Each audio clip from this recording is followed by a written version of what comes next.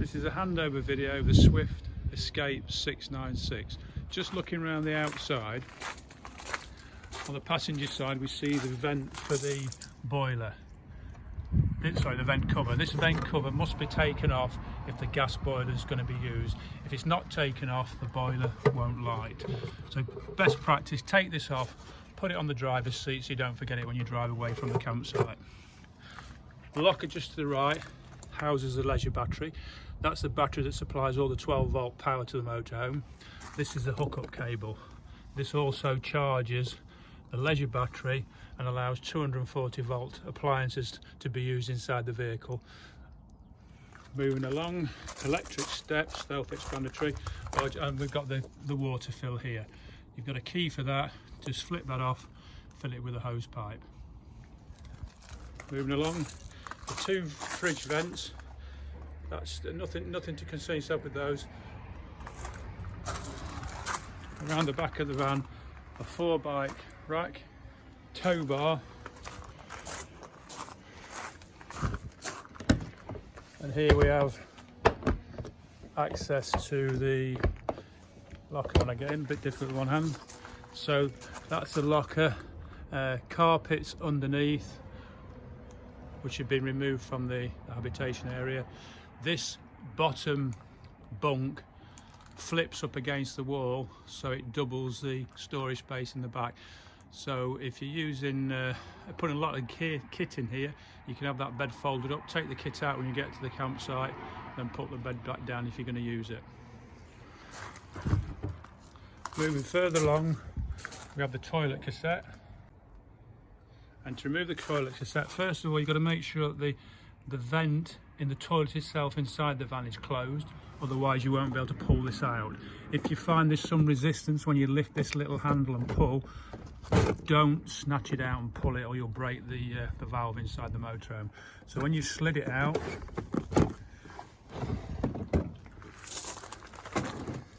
you empty it and fill it via the tube that spins open. The cap turns off and you can use that to add fluid to about 1.5 litres of water to get it ready for use. So just pour your fluid inside there, then inside the top. This slides back.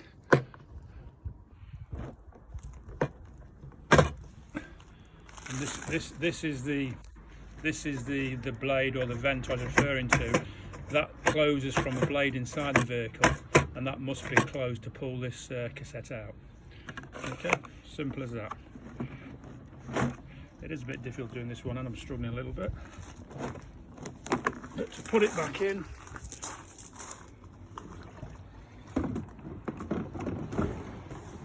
just slide it back in place and it'll lock. Knock on that clip just there. Okay, moving along to the gas locker. There is space for 2 bottles. To turn the gas on, you turn it anti-clockwise, the opposite way to which you think. Okay, and then press the little green valve if it hasn't been on previously. Okay, to take the pipe off or change the bottles, it's this brass nut here, and again it's the opposite thread to which you think. Okay, the diesel filler cap is located on the passenger side just outside the door, and you will need the ignition key for that. Bonnet release, passenger door again on the side here. Underneath the passenger seat you have a plastic case which houses the jack and the tools you need to change a wheel. And the spare wheel's located in the cradle at the rear of the motorhome. To black out the motorhome at night time, it's fitted with Remis blinds for the front windscreen which pull across from either side, and then they magnetically seal in the middle. For the door blackout curtains or covers, They're in the compartment on each door, and they press stud on the windows themselves. This motorhome has an added security feature. It has an external lock, key here. This flips over like that to close or add protection to the door. It can also be opened and closed from the inside when you're in the van. Okay, if we look inside to the right, we see the switch for the step. And then if we move inside the motorhome, we'll go through the internal appliances. If we go to the fridge first, it's what we call a dual fuel fridge. It works on gas or electric. When you're hooked up to the 230 or 240 volt mains, obviously use it on electric, because usually you're paying for that in the price of the campsite. So it's just a matter of turning it on here with this button, and it'll automatically pick its fuel source dependent on where you are. It'll default to the electric, I believe, but it's just a matter of pressing which fuel source you want.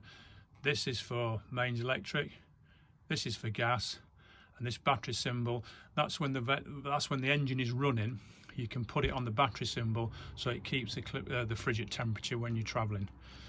But remember, when you turn the fridge on for the first time, it will take a while to get it down to a usable temperature. Inside the fridge, and also this is a temperature gauge. Obviously, the more bars, the colder it will be. Inside the fridge, you can keep the door ajar. So say for instance you're not going to be using the fridge for a long time, you don't want to keep it on, but you don't want to keep the door closed or it will smell. So if you look to the right, there's a little button. If you press that, it'll pull these two lugs out, and then when you gently close the door, it locates into those lugs, so it's closed or locked, but there's an air gap there. You would do that when the fridge is not in use. When the fridge is in use, you push that lug back, and then the fridge door would seal as it should. Okay. The oven, it's a normal oven, nothing different to what you would find at home. 3 burner hobs on top, grill and oven. The lid has to be fully back for the oven to work, otherwise it'll shut the gas off. And the 12 volt power, which we'll come to in a minute, has to be on as well, so that the igniter works. The power's not on now, so when I press the igniter, nothing happens. If I put the power on via the control panel here, then press the igniter, you can hear it working. The bathroom has a cassette toilet, which we mentioned earlier, vanity sink and a shower.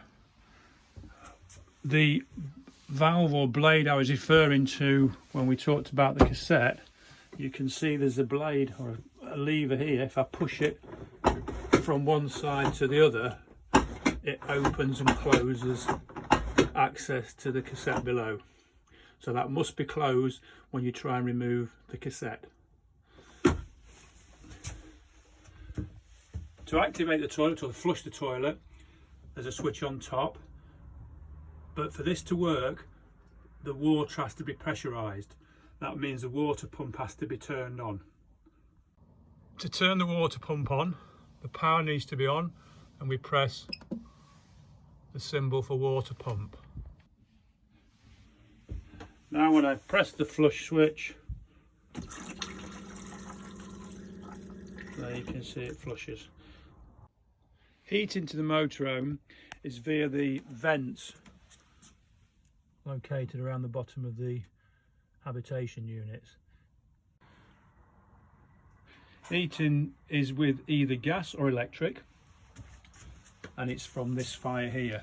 So if we're using the gas setting, all we need to do is look at the left hand side switch, turn it to about 3 or 4, you'll hear a clicking sound. That's the igniter. Press the button, keep it depressed, and the gas will light. You've probably just heard that light in there. And then the button on the right is for the fan. So the fan that distributes the air around the motorhome through those vents. It can be set from 1 to 5 in speed, and it can be manual or automatic, or turn it off.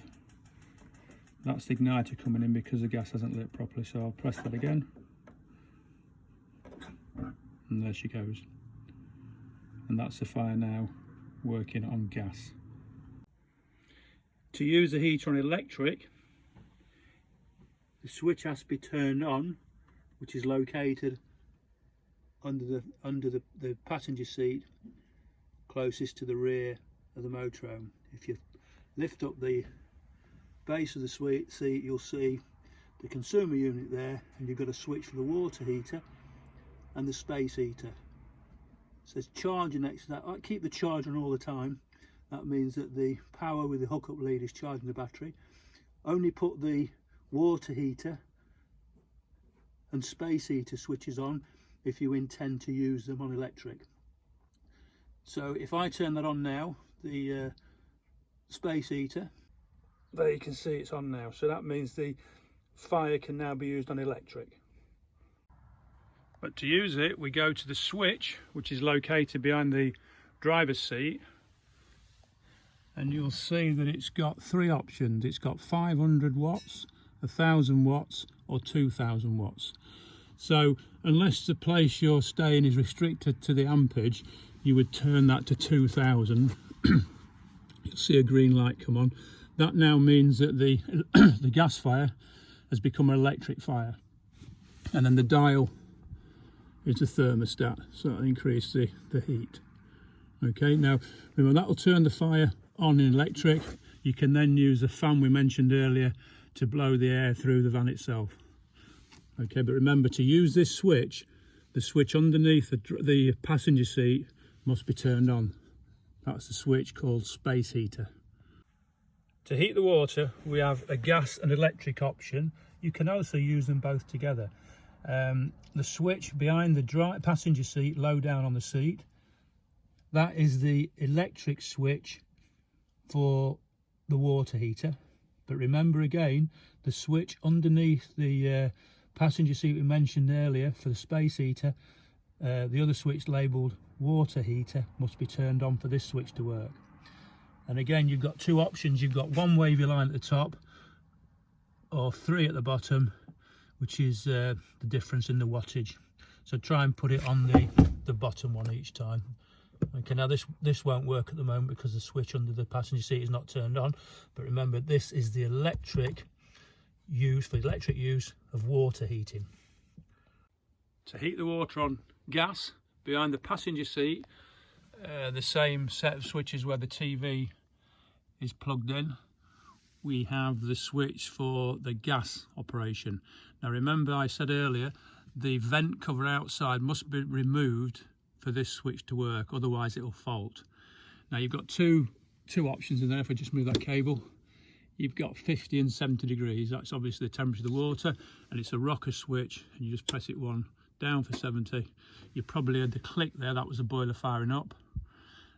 Now remember, it's a lot more efficient heating and the hot water system on gas than it is on electric.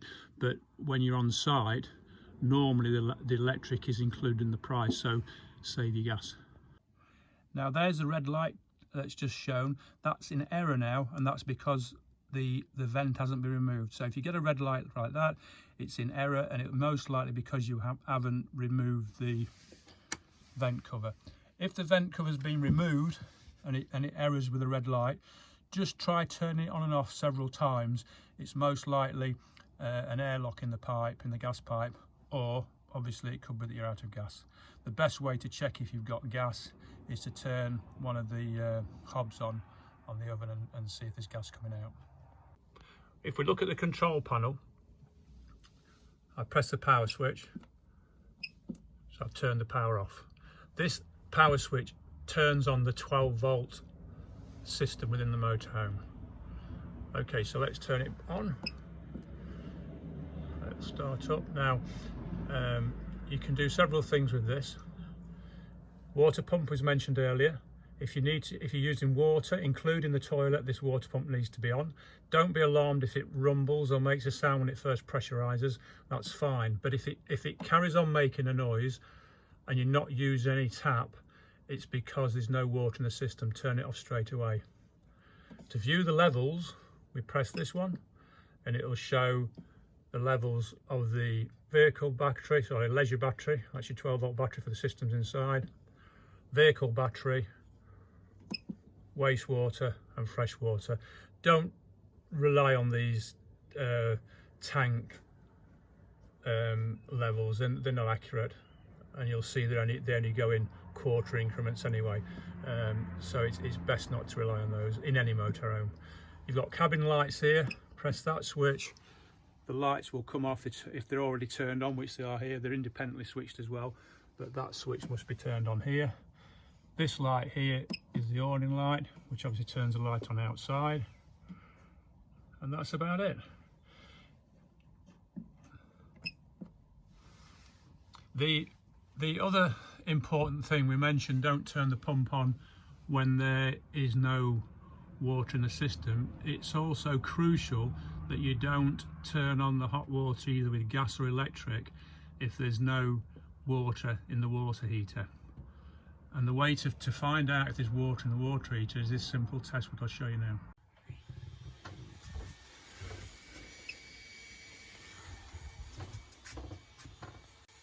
Go to any tap. Kitchen tap is easier, I suppose. Turn the tap to the hot setting and turn it on. I'll do that again because the pump's not on. There's the rumbling of the pump. So now I've got a continuous flow of water from the hot setting. That means now that the water tank is full of water, so it's fine to put the heating on. It's important in winter that if you're not going to be using the van, there's no heat in it, that you don't leave water in the boiler. There's the boiler underneath the seat behind the passenger seat. So what we do, we drain the boiler down. So if we just put the camera in there, you can just see a yellow valve down the bottom there. That valve, if I pulled it up, the water would drain from that blue boiler, which is what you need to do in the winter when it's not being used. Then when you're going to use it again, throw the switch back down, let the boiler fill, and you're off to go. Underneath the same seat, this is the